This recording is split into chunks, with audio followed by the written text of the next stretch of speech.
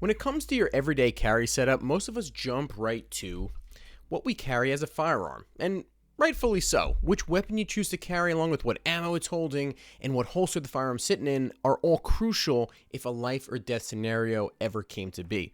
And your decisions on all of those could affect whether you live or you die, and whether or not you're in jail or not. But there's another piece of gear that we all carry every single day that may have just as much of an impact, maybe even more.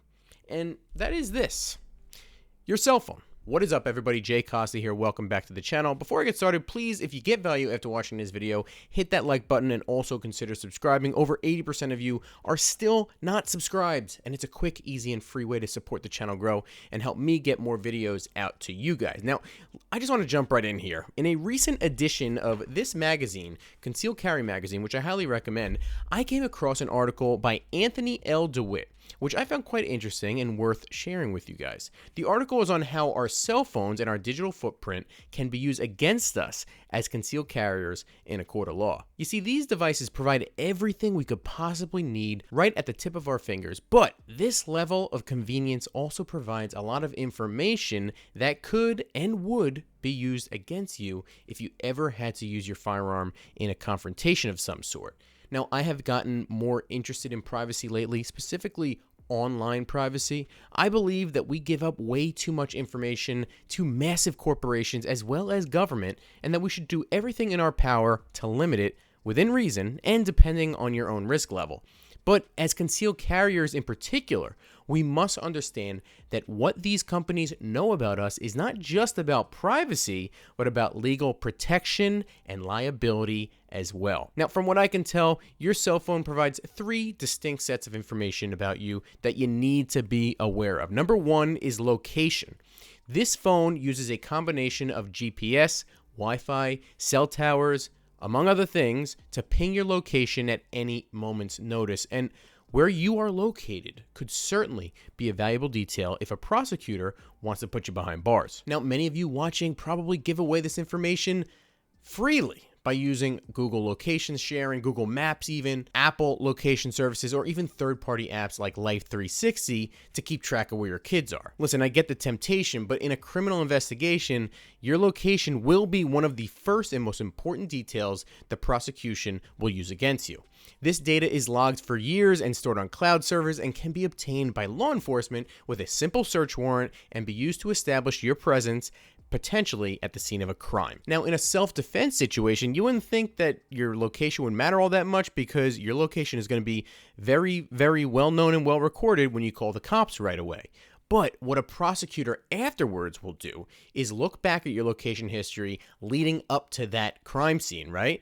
That shows you going to the gun range every weekend, going to the gun store to buy more ammo. That may just scream guilty to an anti-gun jury full of New Jersey housewives. Next would be your search history. Whether it's through Google, DuckDuckGo, AI, whatever. We all have a search history, and we all have things on that search history that we wouldn't want anyone else to see.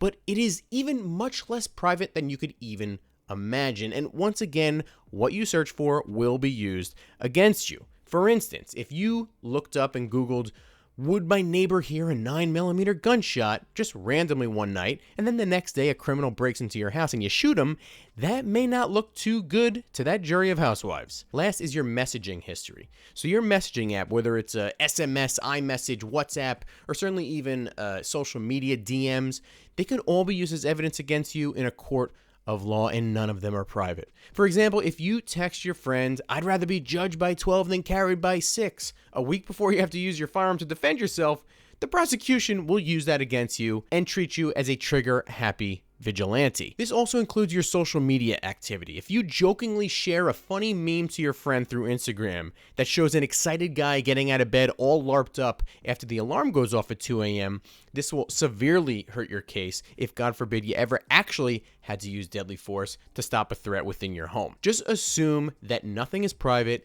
and every single thing you put on your cell phone will be looked at one time or another. Now, this may want you to throw this stupid cell phone into the Hudson River and never use it again, but it's not all bad news here. You see, your cell phone, just like your firearm, is just a tool that could be used either to help your case or hurt your case. Just because law enforcement has access to your messages does not mean it will always be negative. For instance, if you actually have an altercation with some thug following you down the street and you text someone 5 minutes prior saying, "I think a guy is following me down the street," that would help your defense, I'd imagine. Or if your firearm was somehow stolen and used to shoot somebody by someone else and they try to pin it on you, the location history of your phone showing you somewhere totally different than the crime scene at that time would be a great asset to your defense. So what does it mean for concealed carry in particular? Well, when we go get our permit to carry a handgun, we know what we're getting ourselves into, right? We know the responsibility of carrying a firearm every day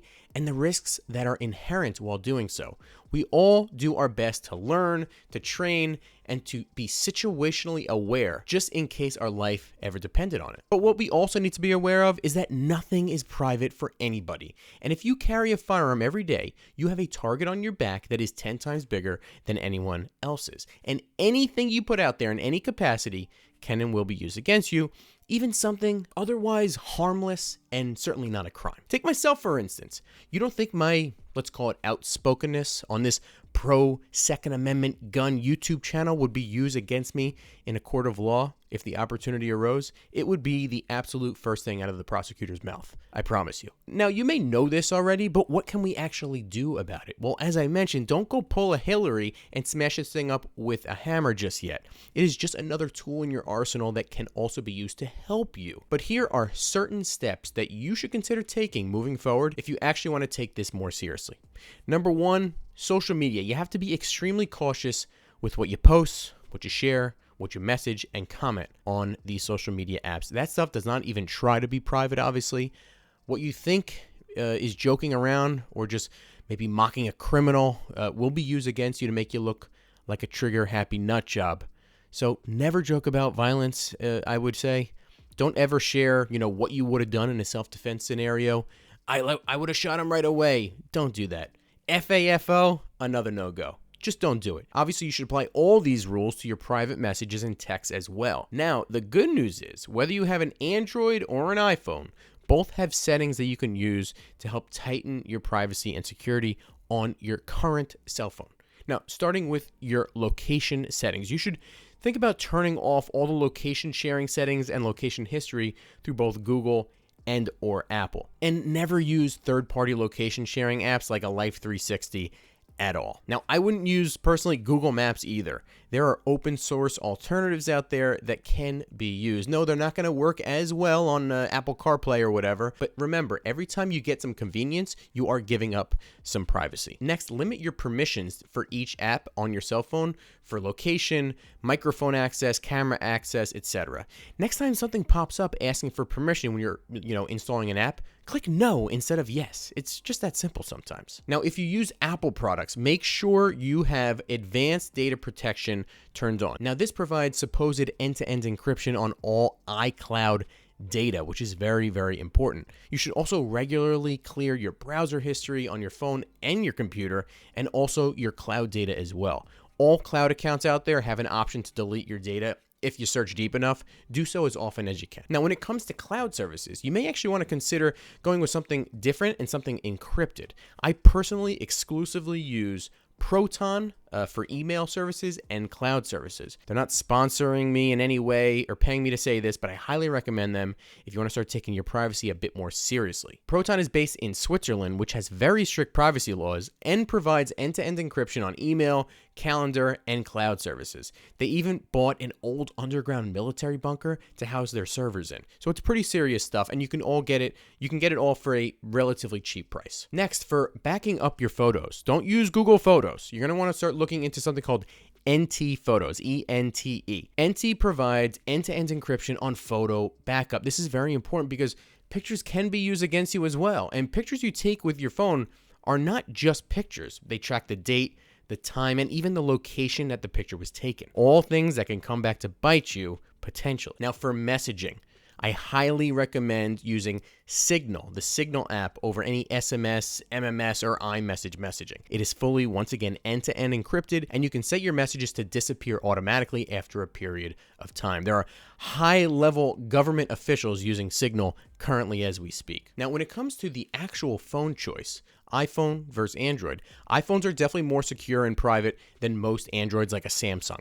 Google owns Android and is the worst violator of privacy in the space by far because their entire business model is built on ads. Plus, Apple has shown a history of putting consumer privacy at a priority when they have been tested in cases by the government to hand over information about a customer, and they've refused to do so. So kudos to them. But if you really want to be serious about privacy and security, there is another option out there of using a Google Pixel Android phone, flashing it with a custom operating system onto it that is fully open source and privacy focused. This operating system is called Graphene OS, and I have been using Graphene OS for about 2 months now and absolutely love the control it gives me over my data and my privacy. It basically allows you to run a fully de-Googled and de-Appled phone and gives you total control over literally everything that you put into it. Now, overall, we all give up some privacy and security for some convenience. That's life. The key is to find that correct balance depending on your personal risk profile and to treat your digital footprint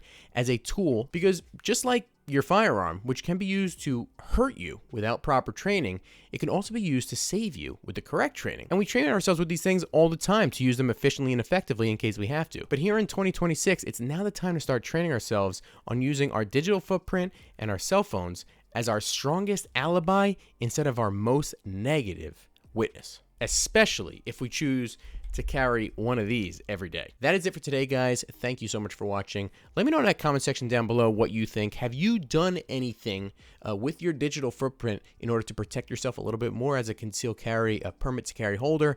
Or have you not done anything? And if you're looking into it, you let me know in the comment section. I think it's always something that we got to be aware of, especially in a blue state like New Jersey or any state that is anti-Second Amendment. As I mentioned, we have a target on our back 10 times bigger than anyone else. So we got to be aware of all the risks that we're putting on ourselves and our families. I appreciate it so much for tuning in, guys. I will see you next time. God bless. Keep fighting.